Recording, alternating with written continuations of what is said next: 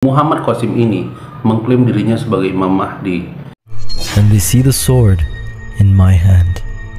Bismillah, Assalamualaikum warahmatullahi wabarakatuh. Saya sudah melihat mulai banyak media Malaysia yang mengatakan tentang sosok Muhammad Qasim yang berasal dari Pakistan ini, bahwa dia telah ditangkap di Malaysia. Bahkan di TikTok banyak akun-akun Malaysia yang memberitakan dengan tuduhan setiap judul dibuat kalau Muhammad Qasim ini mengklaim dirinya sebagai Imam Mahdi. Hal ini akan saya klarifikasi langsung dengan video Muhammad Qasim sendiri yang mengatakan kalau dia tidak akan pernah mengklaim apapun. Ketika saya mulai membagikannya pada tahun 2015, itu sudah 28 tahun sejak saya mendapatkannya. Tetapi sebelum ini, saya tidak membiarkan siapapun mengetahui bahwa saya telah menerima mimpi ilahi seperti itu. Hanya ketika Allah Subhanahu wa Ta'ala memerintahkan saya mulai membagikannya, dan saya bahkan tidak memiliki pengetahuan yang cukup tentang literatur Islam di akhir zaman. Orang-orang yang tidak mempercayai saya mengklaim bahwa saya membuat mimpi ini sendiri dan berpura-pura seolah-olah saya adalah Imam Mahdi. Dan orang-orang yang mempercayainya berkata bahwa mimpi-mimpi ini berasal dari Allah Subhanahu wa Ta'ala dan dia akan memberimu status yang tinggi di masa depan. Kemudian pada tahun 2016-2017, Allah Subhanahu wa Ta'ala memerintahkan saya dalam mimpi untuk membuat video yang di dalamnya mengatakan bahwa saya tidak membuat klaim sebesar itu dan tidak akan pernah membuat klaim seperti itu di masa depan. Jadi saya membuat video dan menyebutkannya di dalamnya juga bahwa saya melakukan ini hanya atas perintah Allah Subhanahu wa Ta'ala dan Rasul-Nya, dan siapapun yang menggunakan nama Allah Subhanahu wa Ta'ala dan Rasul-Nya untuk menyesatkan orang lain, semoga dia terbakar di api neraka selamanya, dan semoga kutukan Allah Subhanahu wa Ta'ala atas para pendusta. Jadi saat saya membuat video, saya berkomitmen dengan kata-kata saya bahwa saya tidak membuat klaim sebesar itu, dan saya insya Allah tidak akan membuat klaim seperti itu di masa depan. Orang-orang yang percaya pada mimpi saya, merekalah yang menyatakan bahwa saya ini dan itu, jadi bukan saya. Orang-orang yang mengatakan bahwa saya sendiri yang membuat klaim, biarkan mereka membawa bukti audio atau video. Sudah 8 tahun sejak saya mulai berbagi mimpi ini. Kebanyakan orang yang menuduh saya merujuk pada wawancara saya dengan Dr. Subayal Ikram. Dalam wawancara itu, Dr. Subayal bertanya kepada saya bahwa di masa lalu banyak orang mengklaim sebagai Imam Mahdi. Apakah Anda juga akan mengklaim di masa depan? Jadi saya mengatakan kepadanya bahwa sudah 8 tahun berbagi mimpi, dan Anda tidak akan menemukan audio, video, atau obrolan di mana saya telah membuat klaim sebesar itu, apalagi klaim yang Anda sebutkan. Tetapi orang lain baru saja mendapat sebuah klip dari wawancara dan menuduh saya membuat klaim. Kenyataannya berlawanan dengan apa yang mereka tuduhkan kepada saya. Mengapa mereka tidak melampirkan bagian dari wawancara Neo TV di mana saya menyebutnya? Jadi jelas ya, pada video ini Muhammad Qasim langsung yang mengatakan tidak akan pernah diklaim, sampai kapanpun gak akan pernah. Tapi itulah anehnya, kenapa malah orang-orang yang baru mengetahui berita ini langsung mengatakan dia klaim diri sebagai Imam Mahdi. Padahal jelas juga di video tadi Muhammad Qasim mengatakan silahkan cari audio atau video yang menyatakan Muhammad Qasim klaim diri sebagai Imam Mahdi. Kembali pada media massa Malaysia, saya tahu kalian sebagai media hanya akan mencari berita-berita hangat yang memungkinkan, menarik, dan sedang banyak diperbincangkan karena pro dan kontranya. Namun saya ingin menegaskan kembali, tolong buat media massa Malaysia, baik seperti arrahma.id, Malaysia Gazette, Cosmo, dan media lain di Malaysia. Saya ingin kalian mencoba menjadi muslim yang sesungguhnya, sebagaimana muslim itu harusnya benar-benar berpegang teguh kepada Al-Quran dan hadis.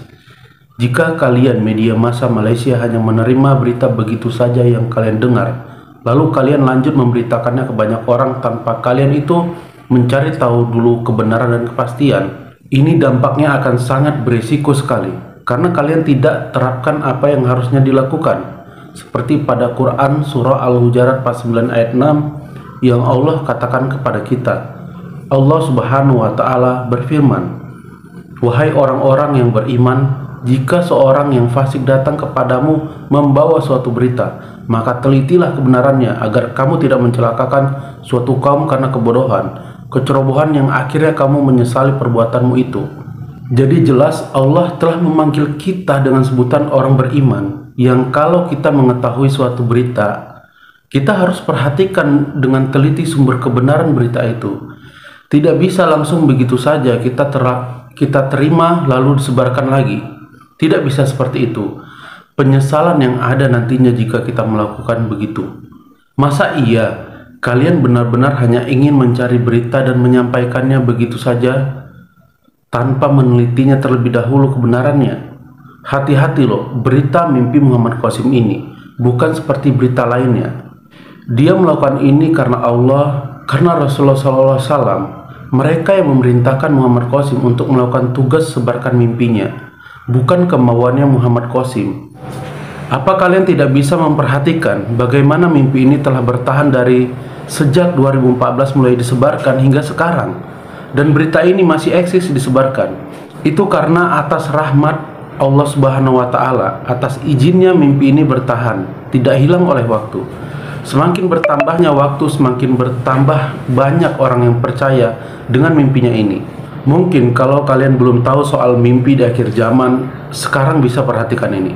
Kalau tadi pada Al-Quran telah saya sampaikan mengenai cara bagaimana harusnya kita ketika menerima berita baru, yaitu melaksanakan apa yang ada di Quran surah Al-Hujurat pasal 9 ayat 6, dan sekarang pada hadis Nabi Muhammad SAW. Nabi SAW bersabda, pada akhir zaman nanti hampir-hampir mimpi seorang mukmin tidak berdusta, dan sebenar-benar mimpi adalah orang yang paling jujur bicaranya di antara kalian. Mimpi itu ada 3. Mimpi yang baik, maka dia adalah kabar gembira dari Allah Subhanahu wa Ta'ala. Mimpi dari pikiran seseorang sebelum tidur, serta mimpi yang berasal dari gangguan setan. Dan jika salah satu di antara kalian bermimpi sesuatu yang tidak disenanginya, maka janganlah ia menceritakannya kepada seorang pun, dan hendaklah ia berdiri lalu mengerjakan sholat. Hadis riwayat Ahmad 7321. Dan masih ada hadis lain. Rasulullah SAW bersabda, jika zaman semakin mendekat, mimpi seorang mukmin nyaris tidak bohong, dan mimpi seorang mukmin adalah satu bagian dari 40 bagian kenabian, dan apa yang berasal dari kenabian tentulah tidak bohong. Hadis riwayat Bukhari 6499. Dan di sini kalian harusnya lebih mendengarkan lagi apa yang Rasulullah SAW sampaikan, karena di sini Rasulullah menyampaikannya ketika beliau itu hendak wafat. Jadi jika kalian abaikan Rasulullah SAW dengan kalimatnya yang ini, yang disampaikan sebelum beliau wafat, betapa teganya kalian sebagai umat muslim yang berharap mendapatkan syafaatnya, yang sudah enak-enakan merasakan Islam tanpa perjuangan. Bahkan Rasulullah SAW pun di akhir hayat meminta kepada Allah untuk rasa sakit sakaratul maut itu ditimpakan kepadanya sendiri, karena nggak ingin kita umatnya itu merasakan bagaimana sakitnya sakaratul maut. Lantas di mana pantasnya lagi kita dianggap sebagai umatnya? Jadi tolong kalian media Malaysia benar-benar perhatikan dulu baik-baik beritanya. Sekarang ke hadis yang kita nantikan. Rasulullah SAW suatu saat menyingkap tirai, dan kepalanya dililit, diperban dengan kain karena sakit yang akhirnya menyebabkan beliau meninggal dunia. Lalu beliau SAW bersabda, ya Allah, telah kusampaikan 3 kali, sesungguhnya tidak tersisa lagi kabar kenabian kecuali mimpi yang benar, yakni mimpi yang dilihat atau diperlihatkan kepada seorang hamba. Hadis riwayat Nasai 1108. Sekarang kalian sudah mengetahui hadis tentang mimpi benar di akhir zaman. Langkah-langkah yang sebenarnya dalam Islam, bagaimana cara menerima berita lalu menyampaikan kepada yang lain harus dengan ketelitian seperti perintah Allah di Quran surah tadi. Bagaimana cara menerima berita lalu menyampaikan kepada yang lain harus dengan ketelitian seperti perintah Allah di Al-Quran, dan mempertimbangkan apa benar ada di hadis Rasulullah SAW yang berkaitan mimpi di akhir zaman. Jadi karena sekarang kita semua pun telah mengetahui, maka dari sekarang inilah kita semua memiliki tanggung jawab yang berbeda dari sebelumnya, karena kita telah mengetahui tahap bagaimana kita menerima berita dan bagaimana kita harusnya setelah mengetahui ternyata Rasulullah SAW telah pun menyampaikan berita tentang mimpi di akhir zaman. Sekarang silakan simak isi mimpi Muhammad Qasim karena sesungguhnya inilah yang sedang ia sampaikan kepada semua umat muslim, bukan ajaran baru atau kesesatan, tapi kesadaran yang harus segera dipersiapkan, karena kita akan menghadapi musuh Islam yang kian gencar menghabisi umat Islam. Jadi bukanlah ajaran kesesatan. Muhammad Qasim mengatakan, tolong percaya Allah dan Nabi Muhammad SAW. Seperti inilah kalimatnya.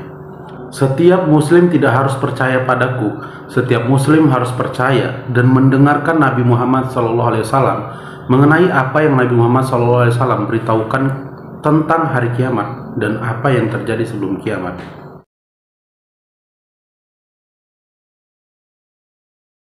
Bismillahirrahmanirrahim. Mimpi ini pada tanggal 31 Agustus 2022. Jadi, di mimpi ini ada beberapa perkiraan waktu yang diperlihatkan Allah dalam mimpinya Muhammad Qasim. Ingat, bukan secara langsung ya, akan tetapi di balik tabir. Disebutkan di sini, awal mulanya ada beberapa orang yang bertanya kepada Muhammad Qasim tentang berapa banyak waktu yang tersisa sebelum kiamat. Lalu Muhammad Qasim menjawab, ketika perang dimulai, semuanya akan menjadi bagian dari perang dunia ketiga dan Ghazwatul Hind. Setelah perang ini akan datang masa damai. Perang akan berlangsung selama sekitar 4 tahun dan era perdamaian setelahnya adalah 7 tahun. Kemudian setelah waktu ini, Dajjal, Nabi Isa alaihissalam, dan Ya'juj Ma'juj akan datang. Jadi kira-kira setelah 11 tahun sejak perang dimulai, Dajjal akan muncul, dan awal perang dunia ketiga menandakan bahwa kiamat sudah sangat dekat. Tidak banyak waktu yang tersisa, sama sekali berbeda seperti yang diklaim dan dikatakan beberapa orang bahwa peristiwa ini sangat jauh. Kemudian seseorang bertanya kepadaku, berapa banyak orang yang akan mati dalam perang ini? Kemudian aku menanggapi kembali dari perspektif Ghazwatul Hind dan perang dunia ketiga bahwa hampir 1 miliar orang akan mati dalam perang ini. Dan dalam perang melawan Dajjal, lebih banyak orang akan binasa. Sekitar 2 atau 2,5 miliar orang akan mati dan kebanyakan dari mereka adalah muslim. Dan mimpi pun berakhir. Itulah mimpi Muhammad Qasim yang terbaru. Nah, jika perang dunia ketiga sudah dekat, apa yang harusnya kita lakukan? Sebaiknya sebelum ini terjadi, kalian harus sudah mengerjakan apa yang diperintahkan Allah. Allah Subhanahu wa Ta'ala berfirman, dan persiapkanlah dengan segala kemampuan untuk menghadapi mereka dengan kekuatan yang kamu miliki dan dari pasukan berkuda yang dapat menggentarkan musuh Allah, musuhmu, dan orang-orang selain mereka yang kamu tidak mengetahuinya. Tetapi Allah mengetahuinya. Apa saja yang kamu infakkan di jalan Allah, niscaya akan dibalas dengan cukup kepadamu, dan kamu tidak akan dijolimi atau dirugikan. Quran Surah Al-Anfal 8 ayat 60. Dan juga perintah Nabi Rasulullah SAW bersabda, tak lama lagi sebaik-baik harta seorang muslim adalah kambing yang ia gembalakan di lereng-lereng gunung dan tempat-tempat hujan turun. Ia lari untuk menyelamatkan agamanya dari gelombang fitnah. Sebagai orang yang beriman, harusnya perintah ini sudah segera kita kerjakan ya. Tidak ada lagi alasan buat kita, karena ini juga kebaikan untuk diri kita juga. Lalu dikatakan bahwa Ghazwatul Hind adalah bagian dari perang dunia ketiga juga. Namun, apakah semua sudah tahu apa itu Ghazwatul Hind? Ghazwatul Hind adalah perang yang dipaksakan atas Pakistan. Perang ini adalah perang terburuk melawan Islam dalam sejarah. Bukan hanya perang untuk mempertahankan hidup Pakistan, tetapi juga untuk kelangsungan hidup Islam. Karena sebelum perang ini, 2 benteng utama Islam, Turki dan Arab Saudi, telah dihancurkan oleh kekuatan Illuminati. Karena Pakistan adalah benteng terakhir Islam, jadi sangat penting membela Pakistan untuk menyelamatkan Islam. Lalu disebutkan, setelah perang ini akan datang masa damai. Masa damai ini sekitar 7 tahun. Artinya, ketika perang terjadi, itu adalah perang yang melibatkan Khalifah Allah sudah ikut serta. Wah, ini sudah bukan lagi waktu bersantai-santai jika memang waktunya segera tiba. Karena peperangan antara Palestina dan Israel pun masih berlanjut. Begitupun Rusia dan Ukraina, yang sekarang melebar antara NATO dan Rusia yang saling mencari sekutu untuk kekuatan perang. Alangkah ruginya kita jika mengabaikan perkara mimpi ini yang menjadi sumber informasi yang diberikan Allah untuk umat Islam. Kenapa rugi? Karena jika kita tidak memperhatikan baik-baik, kita tidak akan tahu apa yang dipersiapkan oleh musuh Islam dan apa yang bisa kita persiapkan jika tidak diberikan informasi mimpi seperti ini. Jika kalian menyangkal ini sebuah mimpi yang tidak bisa dipegang kebenarannya, silakan saja. Namun jika ini benar, betapa ruginya Anda. Sedangkan melakukan persiapan itu lebih baik daripada tidak. Saya berharap pada Allah Subhanahu wa Ta'ala, semoga media massa Malaysia akan mula merubah perlahan-lahan memberitakan Muhammad Qasim dengan penyampaiannya yang sebelumnya keliru dan mulai menyampaikan dengan sebenar-benarnya. Saya Diki Sapno dari Indonesia, pemilik channel review Muhammad Qasim. Terima kasih semuanya. Buat kalian yang sependapat dengan saya, silakan bantu bagikan video saya sebanyak yang kalian bisa. Jazakumullah khairan katsiran. Wassalamualaikum warahmatullahi wabarakatuh.